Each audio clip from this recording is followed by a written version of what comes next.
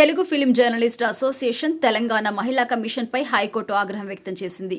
సినీ నటులు నాగచైతన్య, శోభితా ధూళిపాల విడాకులపై జ్యోతిష్యం చెప్పినందుకు జ్యోతిష్కుడు వేణుస్వామిపై మహిళా కమిషన్కు ఫిలిం జర్నలిస్టు అసోసియేషన్ ఫిర్యాదు చేసిన విషయం తెలిసిందే.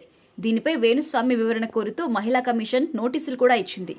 ఇక ఈ నేపథ్యంలో నోటీసుల్ని సవాల్ చేస్తూ వేణుస్వామి హైకోర్టులో పిటిషన్ వేశారు.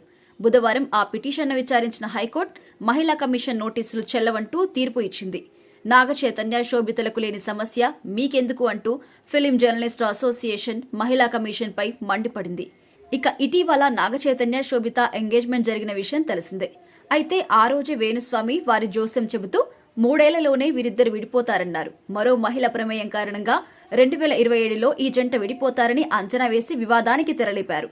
ఇక వీరిద్దరి జాతకాలను వేణుస్వామి విశ్లేషణ చేసిన వీడియో బాగా వైరల్ అయింది.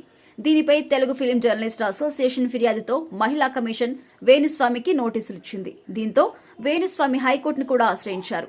ఈ నేపథ్యంలో హైకోర్టు తాజాగా మహిళా కమిషన్ నోటీసులపై ఆగ్రహం వ్యక్తం చేసింది.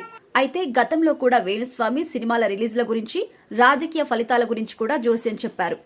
ఈ క్రమంలోనే ఆయనపై ఆయా వర్గాల నుంచి విమర్శలు కూడా వచ్చాయి. దీంతో తాను ఇకపై ఎవరికి జోస్యం చెప్పను అని వేణుస్వామి ప్రకటించారు. అయితే ఆ తర్వాత కూడా ఆయన పలువురు జోస్యాలు కూడా చెప్పారు.